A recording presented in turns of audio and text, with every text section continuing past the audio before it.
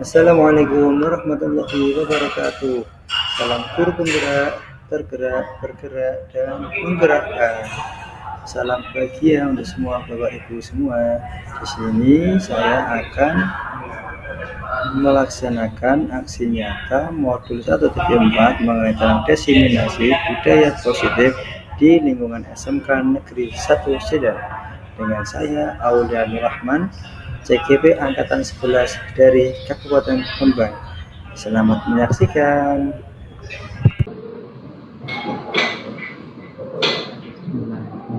Assalamualaikum warahmatullahi wabarakatuh.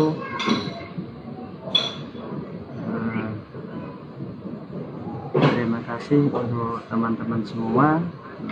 Sebelumnya saya mohon maaf, ini saya tes dulu suara saya sudah masuk ya, suara saya. Bu Umi sudah bisa mendengar suara saya ya, Bu Afalik.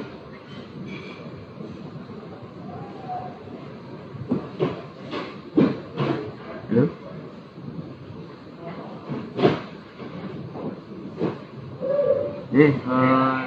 Terima kasih. Jadi pada kesempatan pada pagi ini saya ingin menyampaikan tentang diseminasi positif.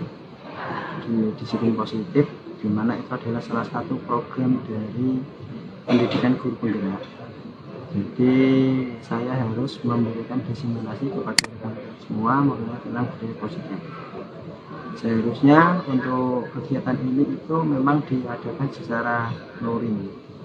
Sudah saya jadwalkan di hari Selasa ini sebetulnya untuk luring, akan tetapi mohon maaf karena memang ada tugas lain sehingga saya harus ke Jakarta ini dengan Pak Reza, kemudian ada Pak Bambang sama Pak Karsono untuk mengikuti BIMTEK pengembasan TEVA.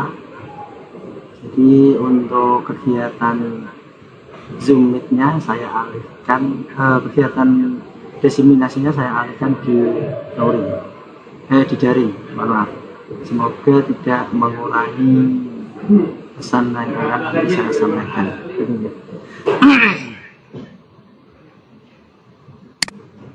Izinkan untuk share screen terlebih dahulu.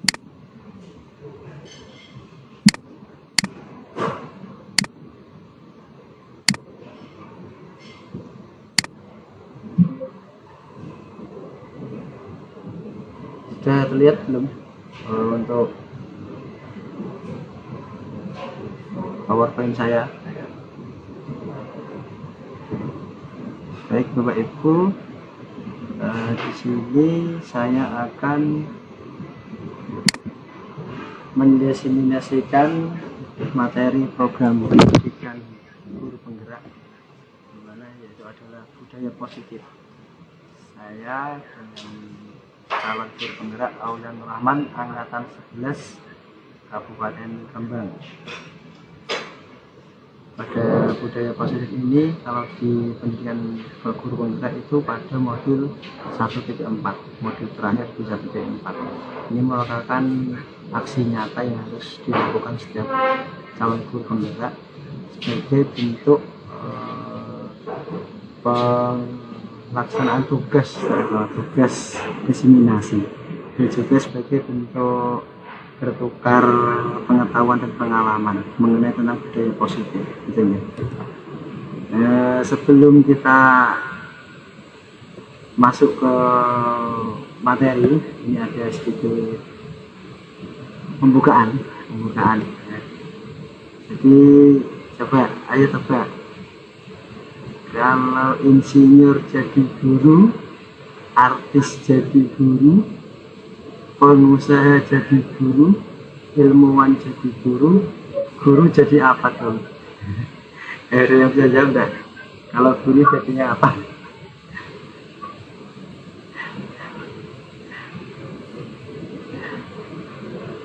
Guru jadi guru.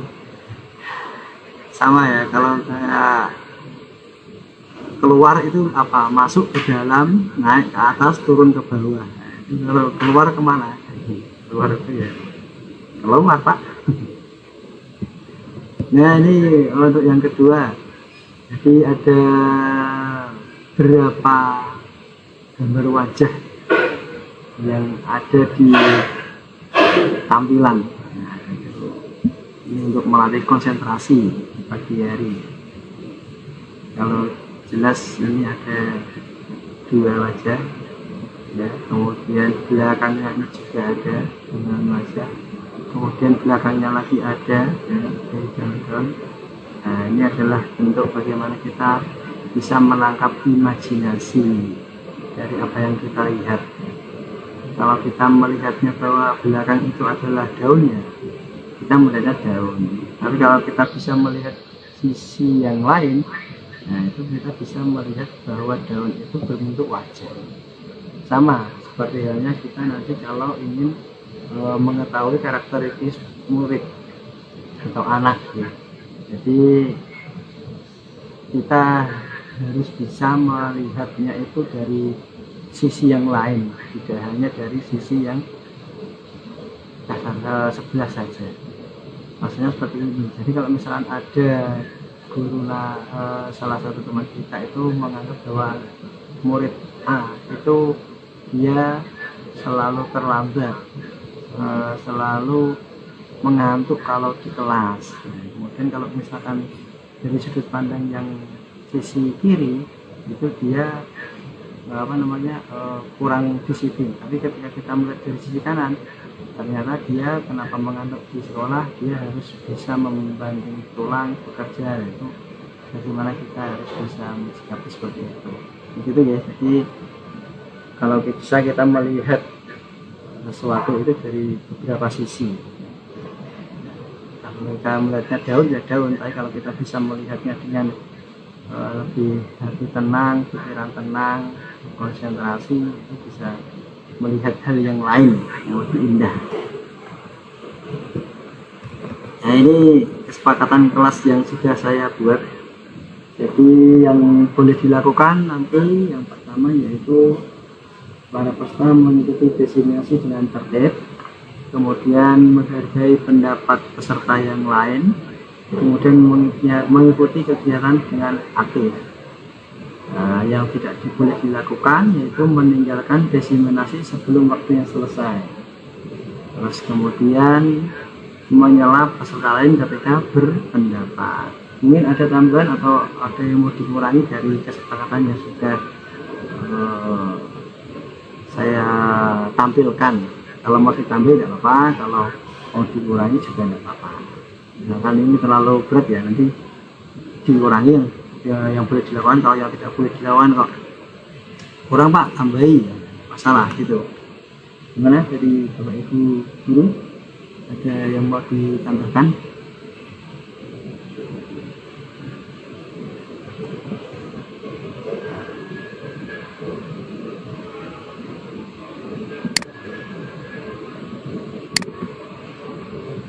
Lanjut ya. Oke, jadi cukup ya untuk diseminasinya, tidak ada tambahan lain.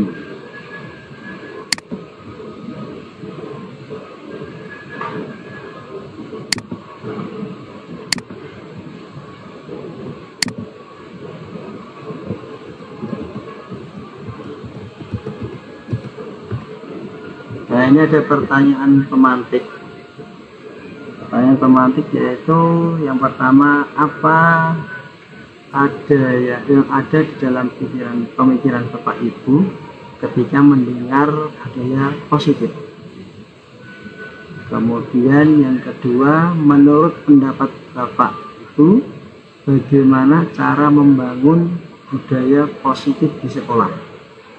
Ada yang mau open mic? Dipersilakan untuk menjawab pertanyaan pemantik ini. Jangan lupa nanti tidak ada yang benar, tidak ada yang salah ya. Semua tanggapan itu bagus. Silakan kalau ada yang mau menyampaikan tanggapan mengenai tentang ini. Apa yang ada di dalam pemikiran Bapak Ibu ketika mendengar budaya positif. Jadi monggo.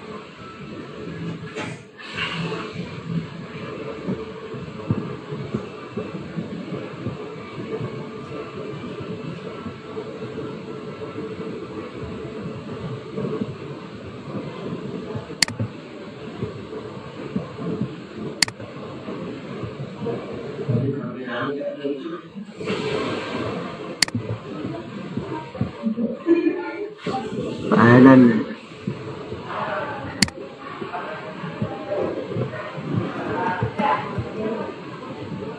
Budaya positif itu adalah merupakan karakter-karakter baik yang terbentuk dari kebiasaan-kebiasaan yang baik.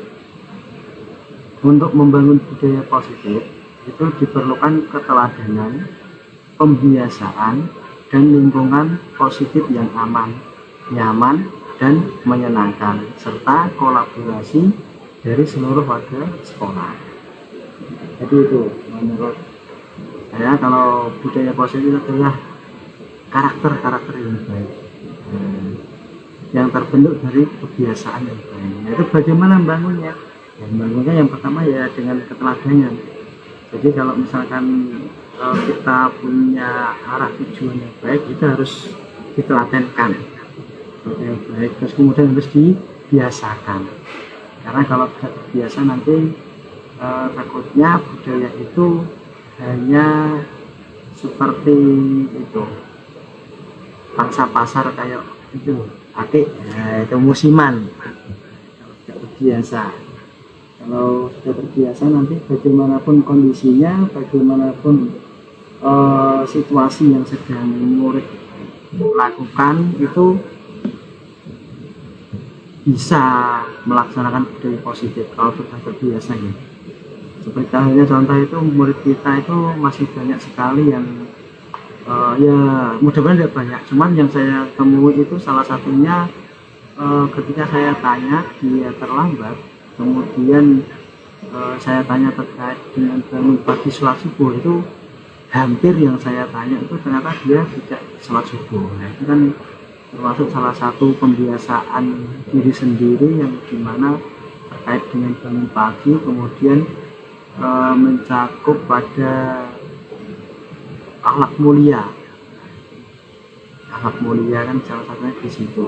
Jadi ternyata belum terbiasa murid itu, anak-anak kita itu untuk bangun pagi kemudian melaksanakan sholat subuh itu masih banyak ditemukan. Saya kemarin ketika mengajar itu, murid yang terlambat ketika saya tanya ya dia nggak sholat subuh gitu, terlambat bangunnya jam 6, jam setengah 6, ya itu perlu dibiasakan, salah satu positif.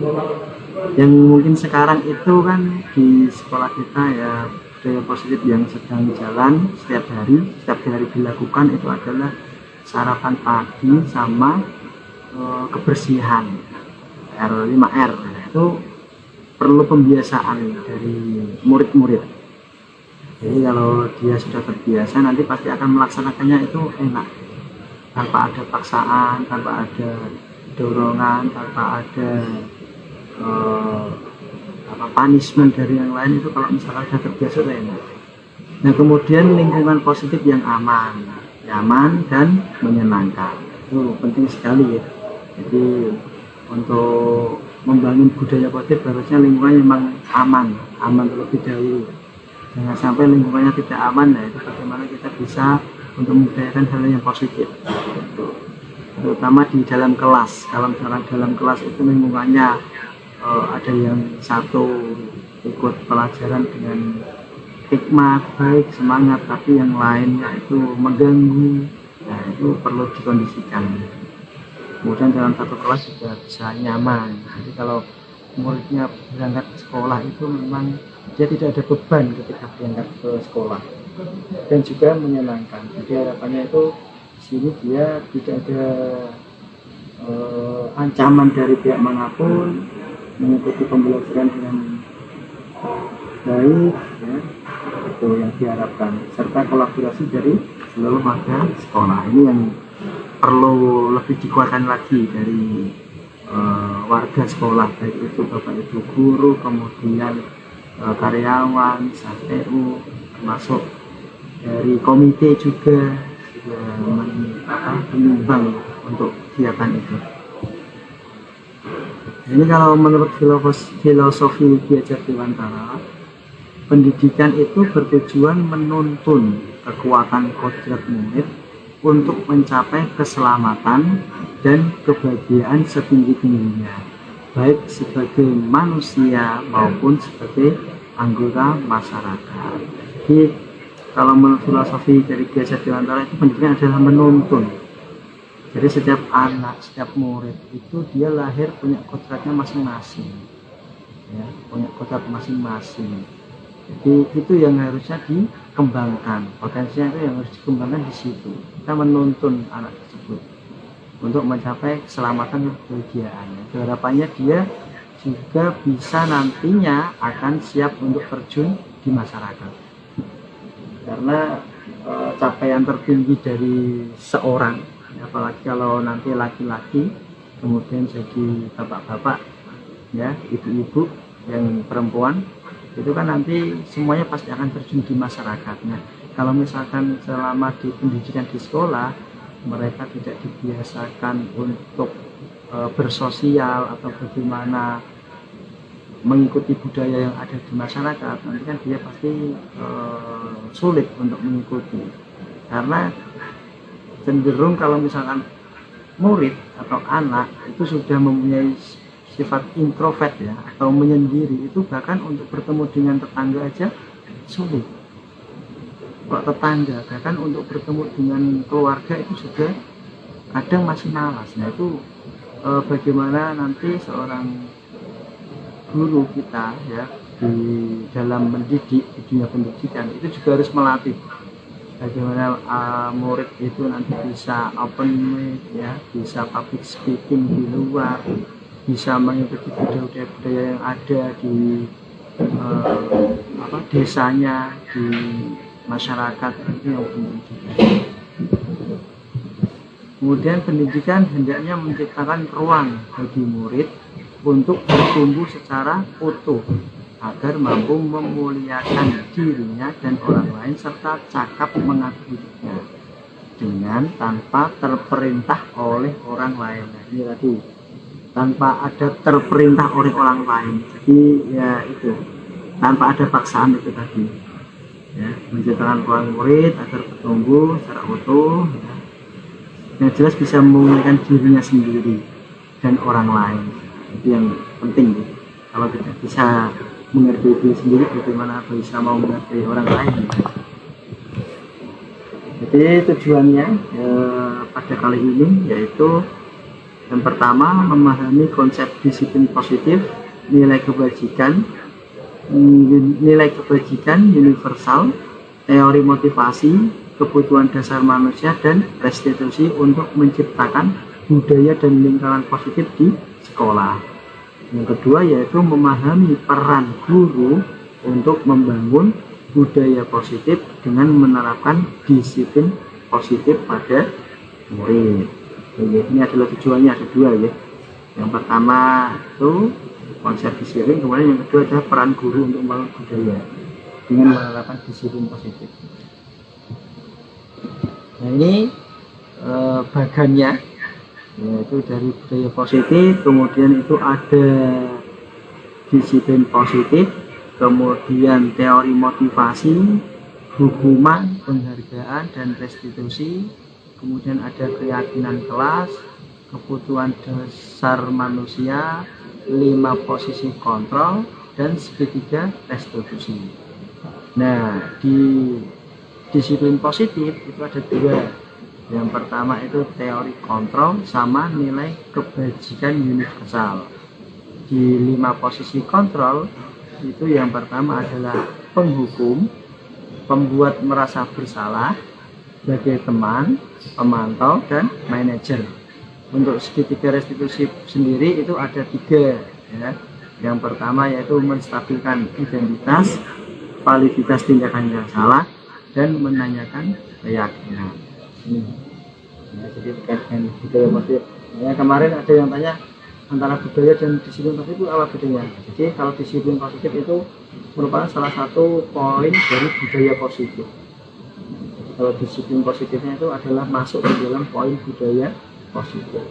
Kalau budaya positif ada 1, 2, 3, 4, 5, 6, 7. Itu ya bisa dilihat.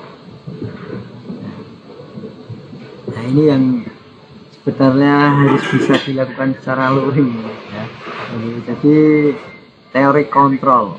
Teori kontrol ini kalau secara luring itu bisa langsung praktekkan. Ini kalau misalkan sedang berdekatan ya bisa dipraktekkan.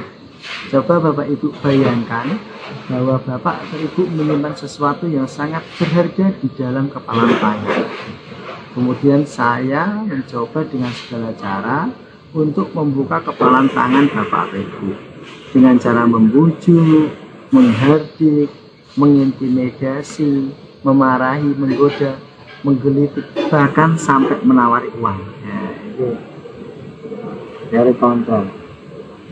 Jadi semuanya ini Bapak Ibu sedang memegang sesuatu yang sangat berharga, yang menurut Bapak Ibu itu adalah sangat-sangat berharga, dan kalau menurut Bapak Ibu adalah ini tidak boleh oleh orang lain. Nah kemudian ada teman atau saya itu mencoba, wis tau iku wekno aku mengko tak wae dhuwit bahasa situ. Wis tau wong kene wis konconan, wis pancuran suwi mosok koyo ngono itu yang terus kemudian intimidasi, kamu kalau tidak sudah membukakan itu untuk saya. Nah, itu terus kemudian memarahinya, ya wis gak gelem mana ya wis biasa konconan ini itu. Coba apa yang akan Bapak Ibu lakukan? Membuka atau menutup kepala tangan? Kalau membuka kenapa, kalau menutup kenapa? Itu kalau gitu, kalau saya sendiri ya bayangkan ya, kalau memang itu sudah beritahu saya ya tetap akan kita jaga, karena itu adalah salah satu bentuk komitmen, bentuk konsistensi ya dari apa yang sudah dilakukan. Dan siapa yang megang kendali? Nah ini yang megang kendali itu yang tadi membujuk atau kita yang sedang mengepal ini tadi, mengepal benda yang sangat berharga itu. Teori manusia, 3 motivasi perilaku manusia menurut Dian Dawson. Yang pertama yaitu menghindari kenyamanan, menghindari ketidaknyamanan atau hukuman. Yang kedua yaitu mendapat penghargaan dari orang lain. Yang ketiga, menghargai diri sendiri dan nilai yang diyakini. Yang pertama yaitu menghindari ketidaknyamanan atau hukuman, itu bersifat eksternal.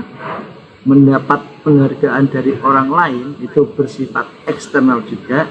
Menghargai diri sendiri dan nilai yang diyakini itu bersifat internal. Jadi pengaruh luar ekstrinsik ada di intrinsik, di internal gitu ya. Motivasi, teori motivasi perilaku. Jadi kan ada orang itu kan memotivasi dirinya mungkin ben aku ora kena hukuman lah, dan menghindari ketidaknyamanan. Kalau bahasanya itu golek amane. Terus kemudian mendapat orang lain, mendapat penghargaan. Aku melakoni sesuatu ini mergo disanjung orang lain. Nah itu. Terus kemudian menghargai diri sendiri, ya itu yang paling internal. Ini kalau dicontohkan di saya ya, saya itu kalau misalkan menghindari hukuman ya, kalau berangkat ya tepat waktu, tapi tidak itu tadi tidak kayak hukuman TPP potong. Contohnya gitu aja saya, ya, biar tidak kena hukuman, menghindari ketidaknyamanan. Nanti berangkatnya telat, terus akhirnya seperti itu. Terus mendapat penghargaan lain, orang lain. Nah, aku dari wisu, iso lewat ngarepe Pak Darsono selalu pas sekolah, ngarepe Pak Reza selalu KPU, pokoknya sing menjabat di sekolah. Orang-orang yang digulai, Pak, bangga Pak, selamat pagi. Wah, ya, wisu ya, pagi ya Pak. Ya, itu ya, masih bersifat eksternal. Tapi kalau untuk yang tiga, contohnya memang saya adalah seorang guru, di mana saya adalah tanggung jawabnya adalah mengajar, di mana jam 7 mulai mengajar, maka saya harus bisa datang sebelum jam 7, karena jam 7 sudah harus masuk ke sekolah, baru masuk ke kelas, itu salah satu nilai dari menghargai diri sendiri dan nilai yang diyakini. Itu. Manakah motivasi yang paling banyak mendasari perilaku murid-murid kita? Itu menjadi pertanyaan. Apakah tadi ketidaknyamanan atau menghindari hukuman, ataukah dia ingin mendapatkan penghargaan, ataukah karena memang dari diri sendiri tadi, nilai dalam diri itu yang perlu dilihat. Motivasi dari murid-murid kita itu kalau beragam variasi ya. Ada yang memang melakukan suatu hal itu karena caper ya, ada yang tadi itu ya mendapatkan penghargaan ya ada, ya, itu perlu di riset cari. Perilaku yang disebabkan oleh motivasi eksternal itu bersifat sementara, sedangkan perilaku karena motivasi internal itu bertahan dalam jangka waktu yang lama. Jadi kan eksternal ada dua ya, Ibu, itu sifatnya sementara karena hanya untuk mendapatkan sesuatu dan untuk menghindari ketidaknyamanan tadi.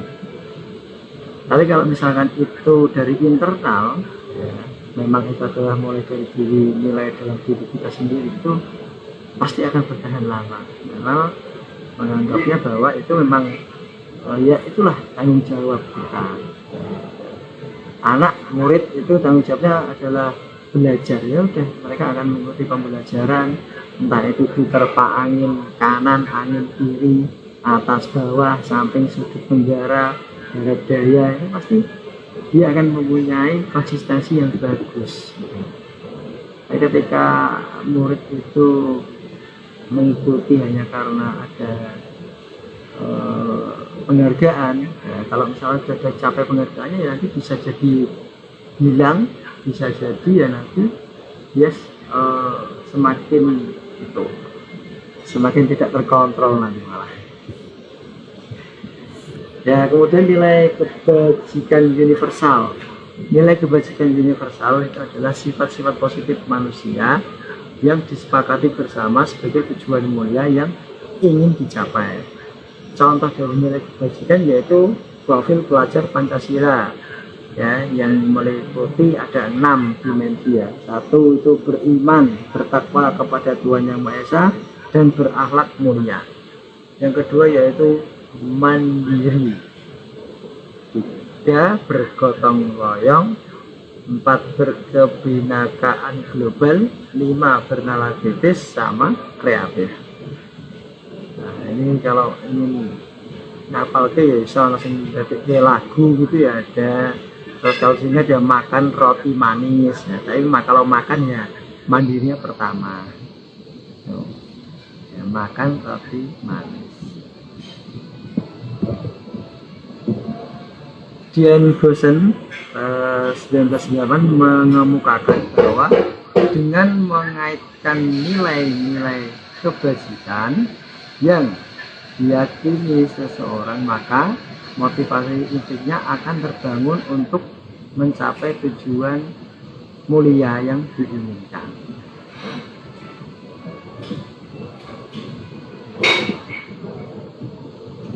Menurut Bapak Ibu, apa yang dimaksud dengan disiplin? Nah, ini. Menurut Gajar Dewantara, merdeka artinya tidak hanya terlepas dari perintah, akan tetapi cakap memerintah diri sendiri.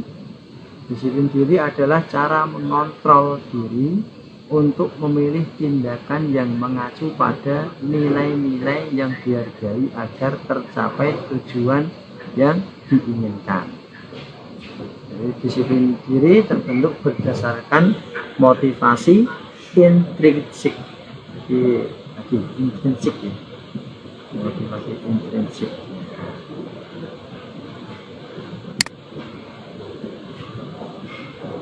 Apakah hubungan teori kontrol, teori motivasi, dan nilai kebajikan dengan peran guru dalam menumbuhkan disiplin positif pada murid?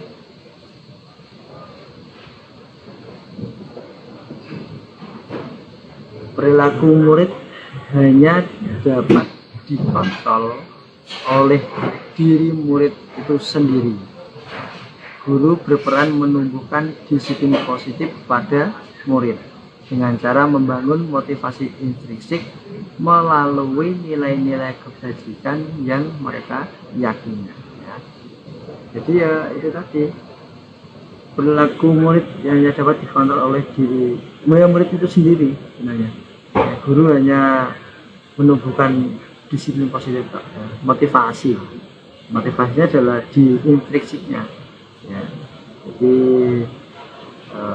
contoh kalau misalkan muridnya kok bangun terlambat terus ya, berangkatnya terlambat, itu dari motivasi segi intrinsik agar anak itu benar-benar dia sadar bahwa apa yang sudah dilakukan itu memang keliru, memang harus ada perubahan yang lebih baik lagi. Itu ya anaknya sendiri memang, kita hanya bisa motivasi karena kita memang tidak seperti bayangan dari murid itu. Kalau bayangan dari murid itu bisa selama 24 jam melekat. Bayangan kita dan melekat 24 jam. Tapi kalau dengan Bapak Ibu guru di sekolah ya tidak bisa melekat terus kan. Jadi ya tetap ada saatnya kita bisa menemani di sekolah, akan tetapi ketika sudah pulang dari sekolah itu nanti ya sudah lepas. Jadi guru ya menumbuhkan disiplin positif, membangun itu. Yang penting adalah membangun motivasi intrinsik. Sebelum murid melakukan sesuatu atau melakukan kesalahan yang kurang tepat, itu ya kita harus bisa motivasinya. Dampak kedepannya itu seperti apa? Ya, saya dulu pernah memiliki seorang murid itu dia tidak mau sekolah karena sudah mengikuti mengikuti PAN. Nah, PAN itu dia sudah sangat melekat sekali, orang tuanya sampai datang ke sekolah, bahkan juga sampai minta tolong untuk memberikan pengertian pada anaknya di rumah, sampai ke rumah bercerita bahwa keinginan orang tuanya itu anaknya masih tetap bisa melakukan sekolah, ya, masih bisa sekolah. Itu kalau misalkan memang dari segi tata tertib yang anak sudah tidak bisa melanjutkan, karena waktu itu PKL maksudnya. PKL dia tidak bisa melakukan PKL dengan baik, ya harus itu sebenarnya dia mau masuk.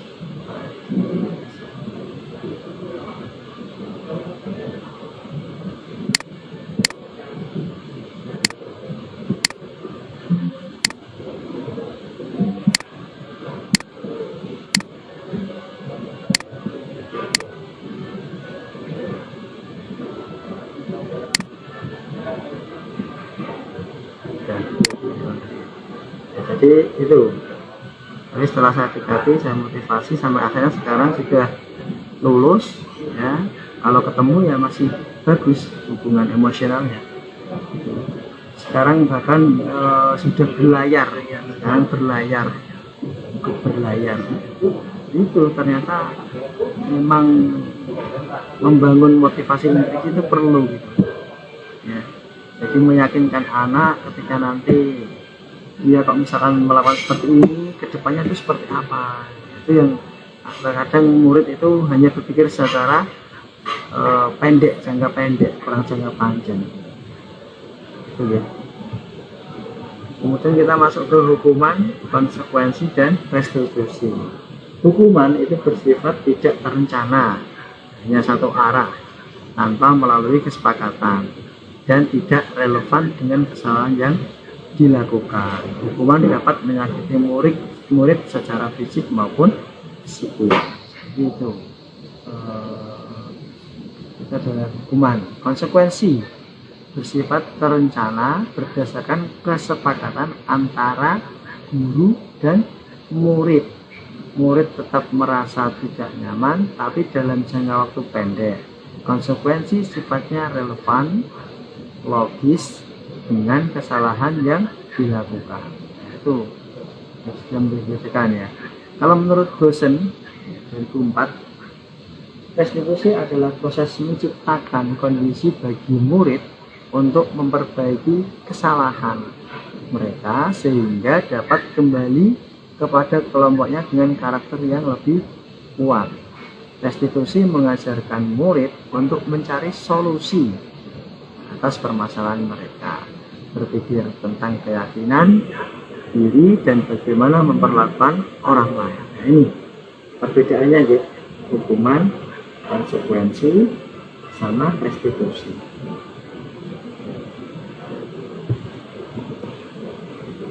Nah, ini ada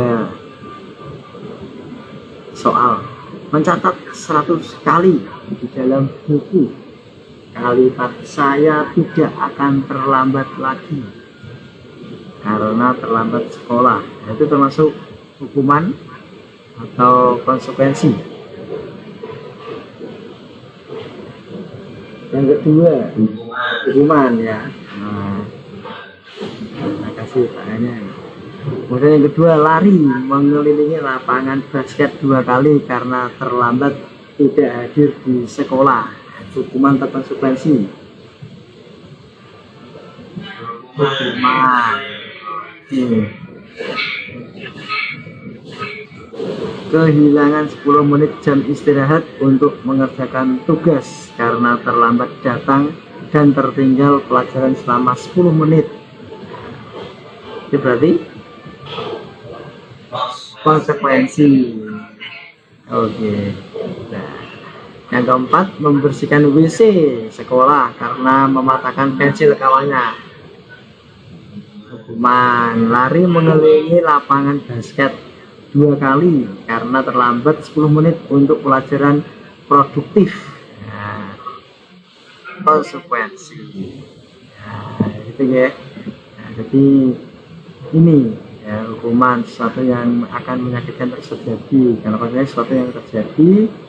Yang kedua, membuat anak sakit fisik maupun hati untuk jangka waktu yang lama, membuat anak merasa tidak nyaman dalam jangka waktu yang pendek. Kalau hukuman itu anak membenci kedisiplinan, yang konsekuensi itu anak menghargai kedisiplinan. Yang ketiga, paksaan, yang konsekuensi itu stimulus atau tanggapan, mendorong anak menyakiti diri sendiri, mendorong anak agar mudah menyesuaikan diri. Konsep diri yang buruk, kemudian konsep diri yang baik kalau konsekuensinya. Anak belajar untuk menyembunyikan kesalahan, itu kalau hukuman. Yang konsekuensi, anak belajar untuk mematuhi peraturan. Bedanya di situ. Kalau hukuman, marah, rasa bersalah, dipermalukan, merasa tak dihargai.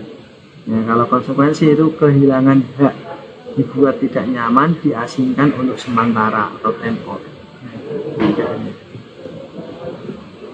Nah, sekarang hukuman dan penghargaan. Menurut Alfie Kohn 1993, memberikan penghargaan sama dengan menghukum seseorang.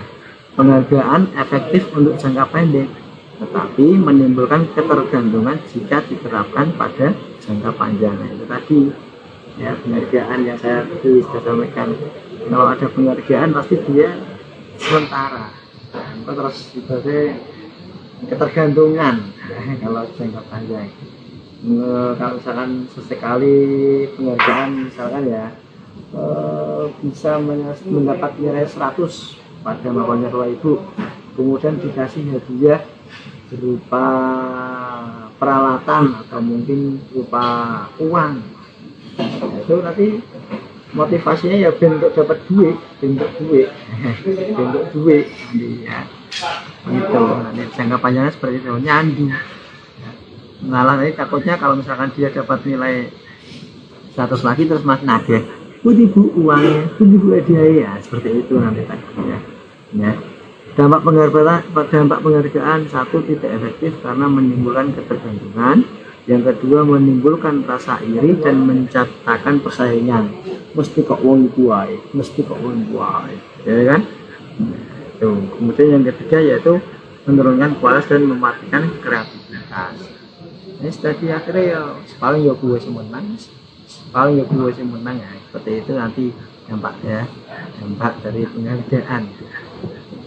Nah ini identitas ya, identitas begal dari hukuman, identitas sukses, disiplin, konsekuensi dan restitusi. Bisa dilihat ya, sesuatu yang menyakitkan harus terjadi ini. Ya, kemudian kita masuk ke keyakinan kelas. Mengapa keyakinan kelas bukan peraturan kelas? Yang pertama yaitu keyakinan kelas itu menghubungkan dengan keyakinan seseorang akan menumbuhkan motivasi intrinsik atau internal ya. Itu jadi kenapa kok enggak peraturan? Kalau keyakinan itu kan dari dalam dirinya, dia yakin dan pasti akan konsekuen, akan komit gitu, akan komit dengan apa yang sudah dia yakini tadi. Itu yang biasanya. Kalau peraturan kan dia sudah tertempel dan belum ada komit. Kalau sudah ada komit itu bisa ya, bisa dinamakan dengan keyakinan kelas. Pembentukan keyakinan kelas yang pertama yaitu keyakinan kelas berupa pernyataan-pernyataan universal. Pernyataan keyakinan kelas senantiasa dibuat dalam bentuk positif. Keyakinan kelas hendaknya tidak terlalu banyak sehingga mudah diingat dan dipahami oleh semua warga kelas. Tidak usah banyak-banyak ya. Yang penting itu sudah mengena, mencakup untuk bagaimana menciptakan situasi kelas yang kondusif. Keyakinan kelas sebaiknya sesuatu yang dapat diterapkan di lingkungan tersebut. Semua warga kelas hendaknya ikut berkontribusi dalam pembuatan keyakinan kelas lewat kegiatan curah pendapat. Bersedia meninjau kembali keyakinan kelas dari waktu ke waktu. Nah ini yang perlu digarisbawahi ya. Keyakinan kelas itu dibuat antara guru itu dengan siswa ya, keyakinan kelas murid. Akan tetapi banyak sekali sekarang beredar keyakinan kelas itu beli online ya, beli online hanya karena ingin menempel di dinding kelas biar ada keyakinan kelas. Akhirnya keyakinan kelas itu diorder lewat marketplace pasar online ini, terus ditempel. Nah itu kan tidak ada yang di poin itu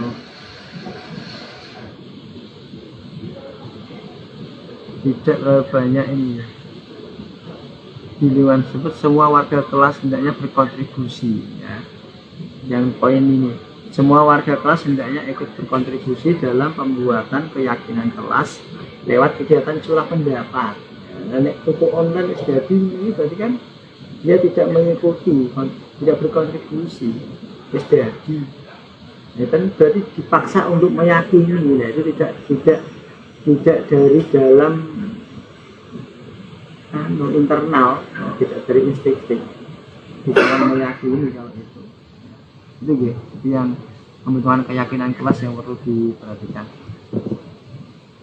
Kemudian pembentukan keyakinan kelas, kalau peraturan itu selalu kembalikan buku pada tempatnya. Kalau keyakinan kelas itu adalah tanggung jawab. Jadi kalau misalkan pinjam buku ya tanggung jawabnya balik ke ya, keyakinannya ini mau apa sih ya aku sing balik ke ya.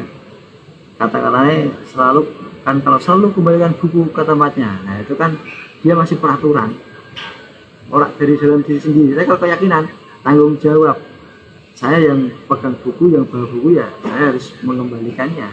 Itu dilarang mengganggu orang lain ya, kan dilarang mengganggu orang lain.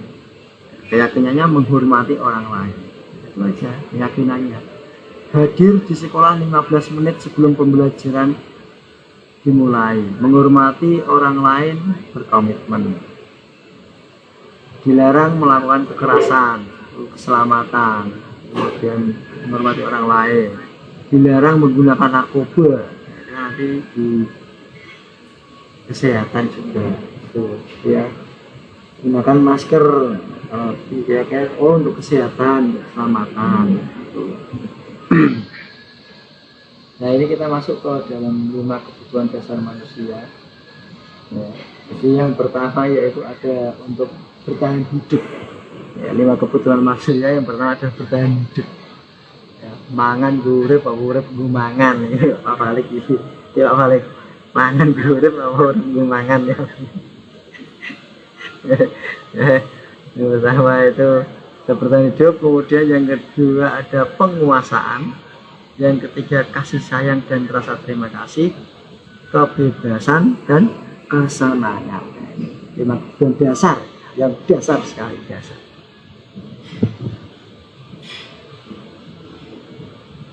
Keinginan terhubung dengan orang lain, kalau yang kasih sayang. Kebebasan itu kebutuhan akan pilihan ya, my choice, my life, bahasa Inggris. Kesenangan ya, hidup bersenang-senang, bermain, refreshing ya. Healing ya, kemarin kan dari narasumber ternyata healing sama refreshing itu beda. Ketika ada Mbak Sampi, Miss Sampi ya, healing itu untuk pemulihan dari rumah sakit jiwa, ini harus refreshing Pak Malik. Nah kayak dulu karnaval sing dikit-dikit ya refreshing ya, ada healing Pak Malik ya. Kemudian kebutuhan merasa kompeten, saya bisa kok, nah, itu penguasaan. Penguasaan ini gak nganu ya, bukan yang penguasaan terus kayak jadi rojo ngono kayak enggak ya. Jadi penguasaan itu kompetensinya. Oh saya bisa kok mengikuti ini, oh saya bisa kok menyalakan komputer, saya bisa bisa ini. Orang terus jadi kuoso rojo enggak ya. Perilaku muncul sebagai upaya untuk memenuhi kebutuhan. Kemudian identifikasi jenis kebutuhan ya. Ibu bilang aku tidak boleh bersenandung sewaktu mengerjakan tugas, karenanya kelas harus tenang, tidak ada suara, kan nggak seru jadinya. Kalau guru tidak menyapaku hari ini padahal aku pakai jepit rambut baru. Aku dosen, aku bosen masa belajar cuma gitu-gitu aja. Aku sebel gambarku tidak rapi, malah kalau guru bikin ke teman-teman kelas di depan. Nah sekarang kita masuk ke 5 posisi kontrol ya. 5 posisi kontrol itu yang pertama ada penghukum, kemudian pembuat rasa bersalah sebagai teman, pemantau, sama manajer. Nah ini ada contohnya ya. Contoh identitas gagal, kontrol ke diri luar, menghukum, mengherdik atau menunjuk, menyakiti, menyindir, membuat orang salah itu ini berceramah, seharusnya kamu seperti itu kecewa dengan apa yang lain, itu akhirnya mau bersalah sebagai teman. Kemudian memantau, sama yang terakhir adalah manajer, mengajukan pertanyaan-pertanyaan itu sebagai manajer. Manakah posisi kontrol yang sering bapak atau ibu ambil ketika berinteraksi dengan murid? Balik nih, yang sering berinteraksi dengan murid ini, apakah sebagai merasa bersalah? Ya, kayak saya bapak lebih bapak wis tekan kene kok lagi telat. Jawab aja. Oke telat. Nah, mari.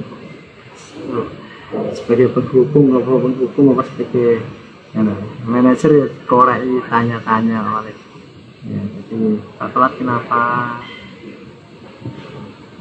Nah, ini ada contoh penerapan restitusi yang bisa saya bagian ke guru nih. Ini kasus terbaru yang kemarin tebu, kasus tebu perusakan tanaman. Bisa disimak.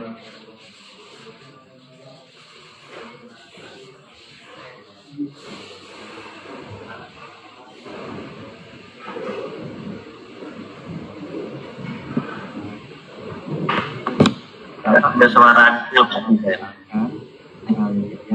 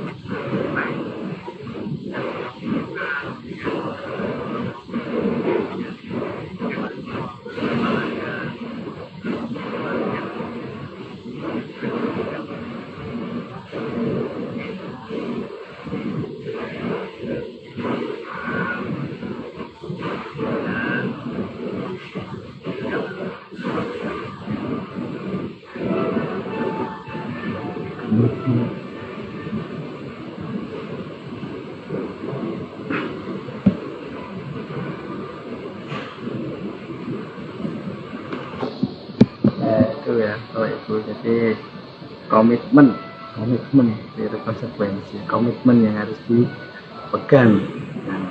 Nah, ini kasus yang kedua ya, kasus saja ini tentang PKL yang bermasalah ya. Setelah mengamati tayangan video, apa yang Bapak Ibu pahami mengenai tentang segitiga restitusi? Jadi segitiga restitusi yang pertama yaitu menstabilkan identitas terlebih dahulu ya.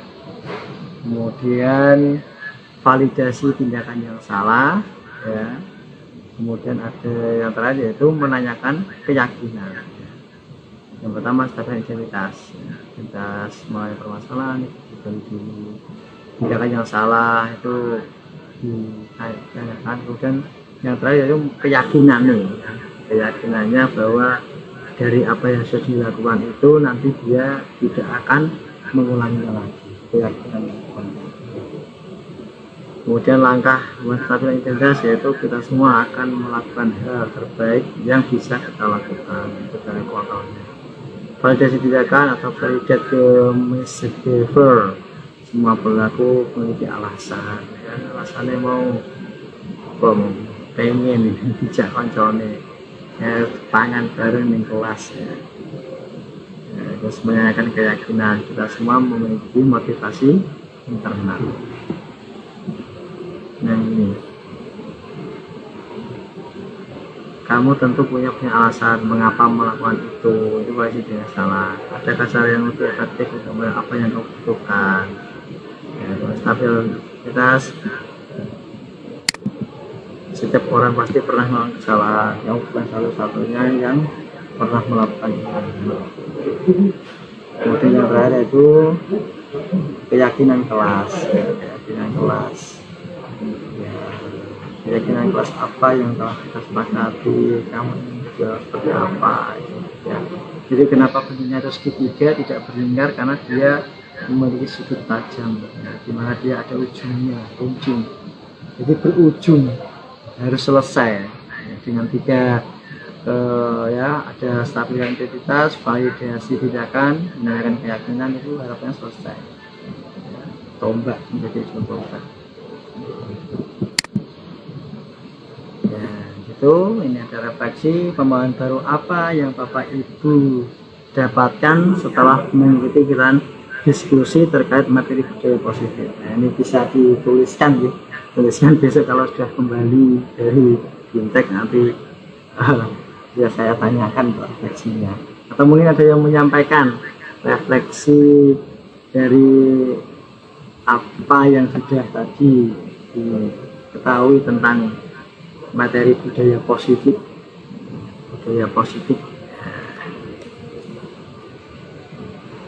Karena ini sudah waktunya ada mepet, ya. Nanti ada lagi ini bisa refleksinya disimpan dulu, ya Bapak Ibu, besok dikumpulkan, ya, sharing lagi, ya, disampaikan. Nah, ini ada sedikit dari Wayne Dyer. Ubah cara Anda memandang segala sesuatu dan hal-hal yang Anda lihat akan berubah. Ubah cara Anda memandang sesuatu dan hal-hal yang Anda lihat akan berubah, gitu, ya. Oke, cukup dari saya. Salam guru penggerak, bergerak, tergerak, dan menggerakkan. Terima kasih.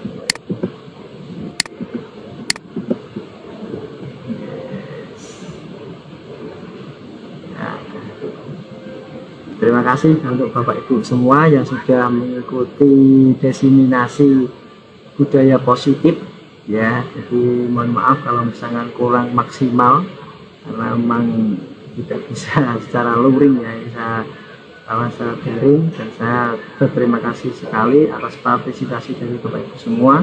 Semoga apa yang sudah tadi saya sampaikan selaku calon guru penggerak dari pendidikan guru penggerak angkatan 11 ini bermanfaat untuk kalian semua, dan semoga bisa mindset change, merubah mindset, bagaimana kita bisa melihat pandangan yang dari sudut yang lain kepada anak, gitu, ya. Untuk sebelum mengakhiri, saya minta sesi foto terlebih dahulu, ya. Sesi foto 3, 2, 1.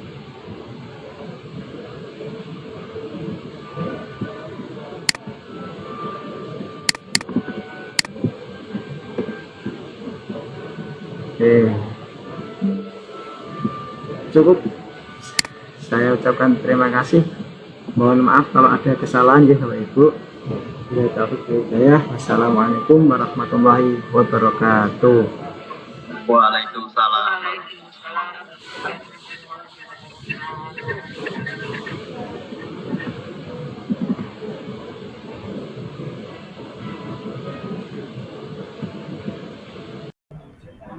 Nah, tadi adalah video mengenai tentang diseminasi budaya positif di lingkungan sekolah kami. Terima kasih sudah menonton, dan mohon maaf apabila ada kesalahan. Wassalamualaikum warahmatullahi wabarakatuh.